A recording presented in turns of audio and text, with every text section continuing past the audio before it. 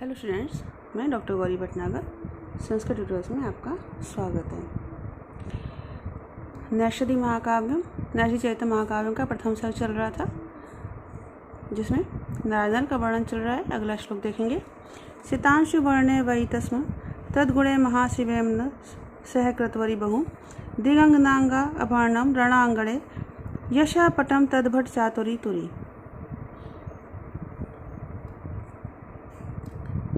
देखेंगे। महाशिवेम्न अर्थात महान असी रूपी वेमा अर्थात करघे की, वेमा कहते हैं करघे को, करघे की सहकृतवरी सहकारिणी साथ कार्य करने वाली तद्भट चातुरी तुरी, उसके राजा नल के भट सैनिकों के चतुरता रूपी तुरी रण आंगणे युद्ध भूमि रूपी आंगन में सितांशु वर्णे, सितांशु चंद्रमा के समान वर्ण वाले तद्गुणे उस राजा नल के गुणों रूपी, गुण का यहाँ पे दो अर्थ आएंगे, एक का धागा आएगा, उस राजा नल के गुणों रूपी धागों से दिगंगनांग आभरणम दिशा रूपी अंगनांग स्त्रियों के, दिशा रूपी स्त्रियों के अंगों को आभरणम ढकने वाले, ढकने योग्य बहुम यशापटम, बहु विशाल यशापटम यश रूपी वस्त्र को वयतिस्म बुनती थी। क्या तात्पर्य यह है कि राजा नल के सैनिकों, राजा नल की तलवार क्या थी? करघा, के लिए करघा यूज किया गया है। सैनिकों की चतुरता को क्या कहा गया है? तुरी कहा गया है। तो राजा नल की तलवार जो है सैनिकों की चतुरता के साथ युद्ध भूमि में अपने उज्ज्वल गुणों के द्वारा दिशा रूपी स्त्रियों में यश फैलाती थी। तो इसको कहा गया है कि मानो जिस प्रकार से करघे पर तुरी के साथ धागों के द्वारा विशाल कपड़ा बुना जाता है, उसकी तुलना राजा नल के इस यश से किया गया है, यश के फैलाने से किया गया है। फिर से देखेंगे। महाशिवेम्ना महान तलवार रूपी करघे की सहकतवरी सहकारिणी साथ कार्य करने वाली तटभट चातुरी तुरी, उस राजा नल के सैनिकों की चतुरता रूपी तुरी रणांगणे युद्ध भूमि रूपी आंगन में सितांशु वर्ण चंद्रमा के समान वर्ण वाले अर्थात श्वेत वर्ण वाले तद्गुणे उस राजा नल के गुण रूपी धागों से दिगंगना अंगाभरणम, दिगंगना दिशा रूपी स्त्रियों के अंगों को आभरणम ढकने योग्य बहुयशापटा वहतिस्म विशाल यश रूपी वस्त्र को बुनती थी। अर्थात राजा नल की तलवार जो है वो राजा नल के यश को फैलाती थी। कैसे? शत्रु तलवार का प्रयोग करके शत्रु नाश होता था और राजा नल का यश चारों दिशाओं में फैल जाता था। यहाँ पर तलवार में करघा, सैनिकों की चतुरता में तुरी, युद्ध में आंगन, रण में रणभूमि में आंगन, गुणों में धागे, दिशाओं में स्त्रियों और यश में वस्त्र का आरोप किया गया। तो यहाँ पर रूपक अलंकार है। अगला श्लोक देखेंगे। प्रतिभूप एव किम ततो भिया विरुद्ध धर्मे अपि भेतृतो जिता अभित्र जिन मित्र जिद ओजसा स यद विचार द्रक चार द्रक अपि अवर्तत। यहाँ पर देखेंगे। किम ततो भिया, किम क्या, तत् उस राजा नल के, भिया भय के कारण, प्रतिभूपे शत्रु राजाओं के, प्रतिभूपे शत्रु राजाओं के समान, विरुद्ध धर्मे अपि विरोधी धर्मों ने भी भेद्रता उचिता भेदभाव को छोड़ दिया है। यत् सा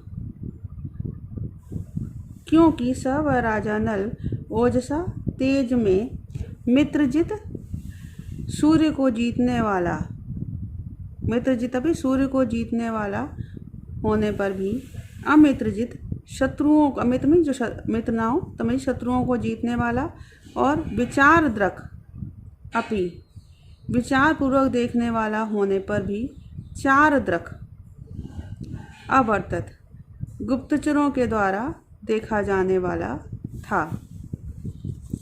कहने का तात्पर्य यह है कि क्या विरोधी राजाओं के समान परस्पर विरोधी जो धर्म थे या स्वभाव थे, उन्होंने भी नल के डर से भेदभाव को त्याग दिया है।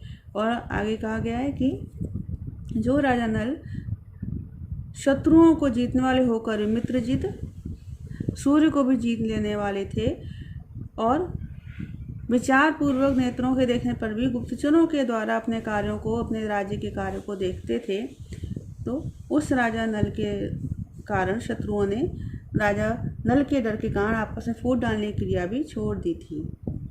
तो कवि कल्पना कर रहा है कि शत्रु राजाओं के समान विरोधी धर्मों, विरोधी स्वभावों ने भी उस राजा नल के डर के कारण, भय के कारण भेदभाव को छोड़ दिया है।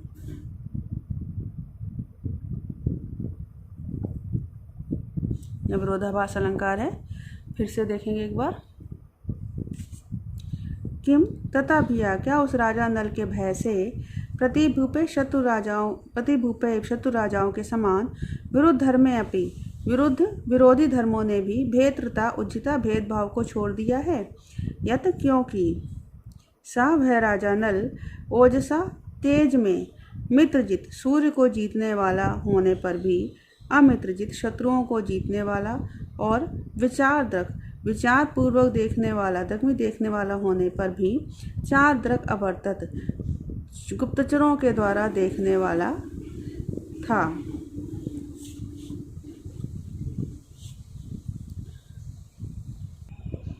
अगला श्लोक देखिए। तदोजसस्तद्यशसा स्थिता विमो व्रथेति चित्ते कुरुते यदा यदा तनोति भानो परिवेश केतवात् तदा विधि कुंडलना विधोपि। हम यहाँ कहते हैं यदा यदा, जब जब, विधि, जब जब विधि अर्थात ब्रह्मा, तद ओजसा उस राजा नल के ओज अर्थात प्रताप के, तद यशसा स्थितौ उस नल के प्रताप के और कीर्ति यश के स्थितौ विद्यमान रहने पर इमो इन दोनों सूर्य और चंद्रमा, ये दोनों सूर्य और चंद्रमा वृथा व्यर्थ हैं। इति चित्ते कुरुते, इस प्रकार मन में सोचते हैं, विचार करते हैं। तदा तब विधि ब्रह्मा परिवेश कैतवात, परिवेश घेरे के कैतवात बहाने से, अर्थात सूर्य चंद्रमा के चारों ओर कभी कभी दिखने वाले घेरे के बहाने से, भानौ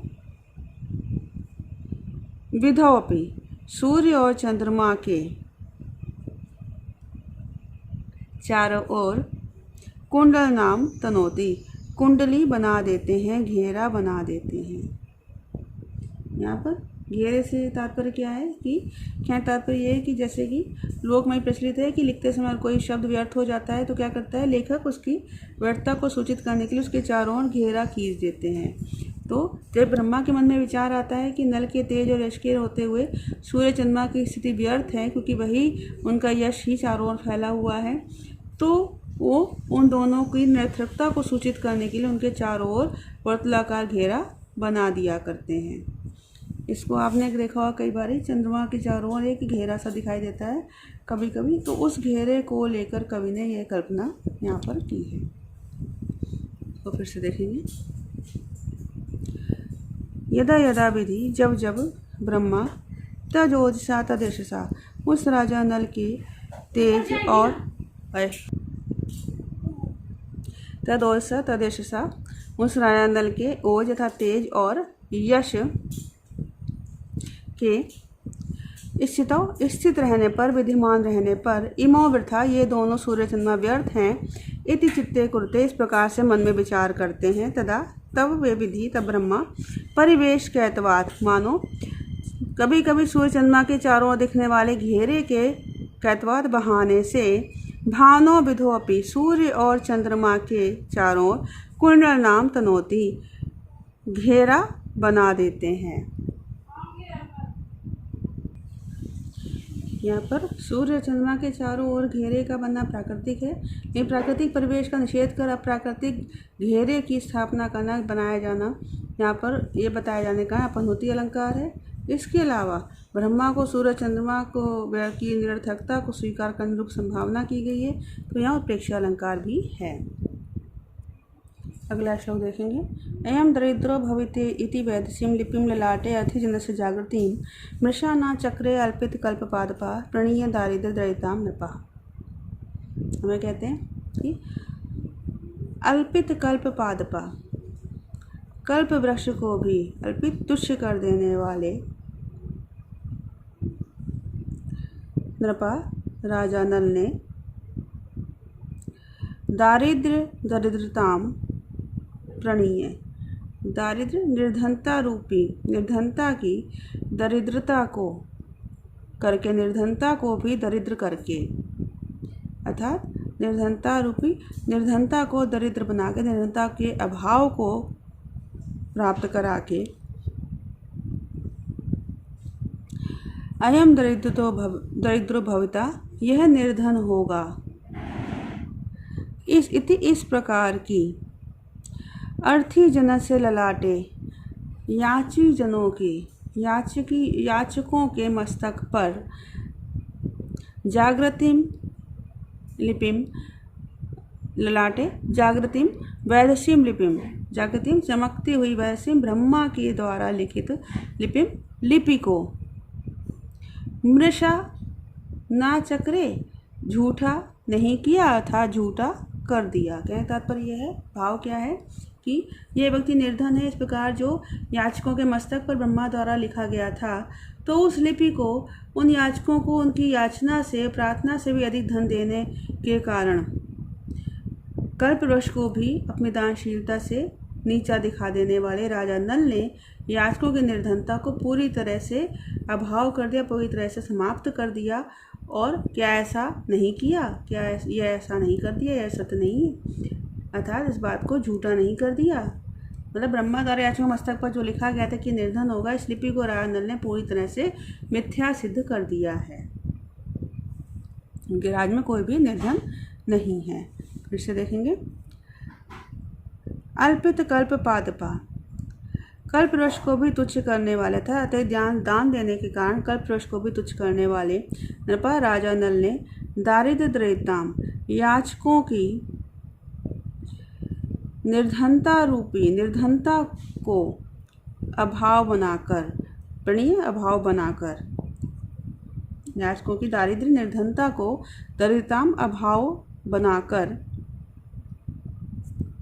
अयम दरिद्रता भविता, यह निर्धन होगा, इति इस प्रकार से अर्थी जन से ललाटे, याचकों के मस्तक पर जागृतिम चमकती हुई वैदसीम लिपिम, ब्रह्मा की लिपि को मृषा न चक्रे, व्यर्थ मिथ्या नहीं किया, झूठ नहीं किया, अर्थात मिथ्या कर दिया, असत्य कर दिया।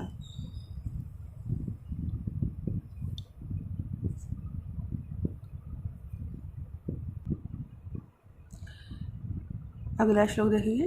विभज्य मेरु न यदर्थि सात्कृतो न सिंधु उत्सर्ग जल व्यय मरु अमानि तत्ते निजायशो युगम द्विफाल बद्धाक्षिकुरः शिर स्थितम्।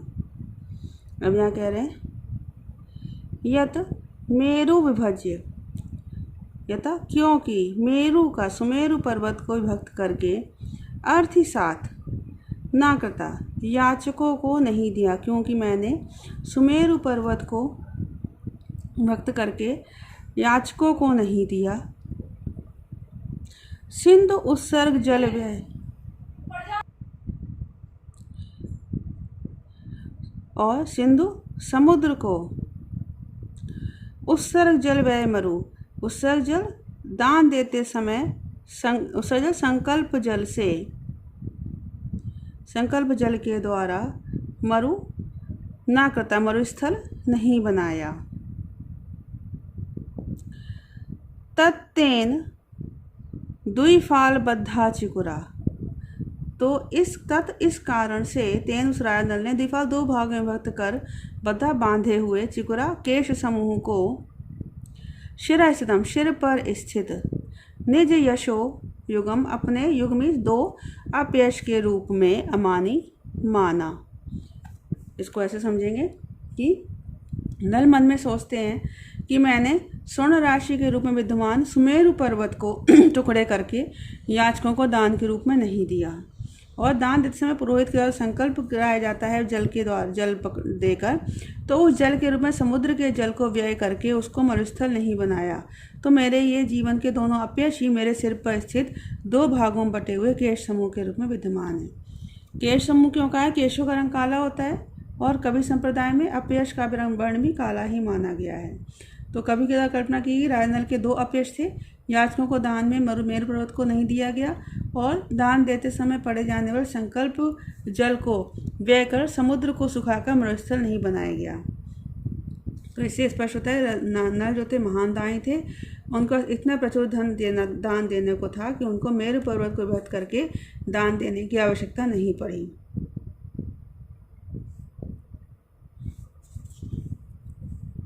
तो इस प्रकार से यहाँ पर रूपक अलंकार है, क्योंकि काले केशों में काले वर्ण के अपयश का आरोप किया गया है।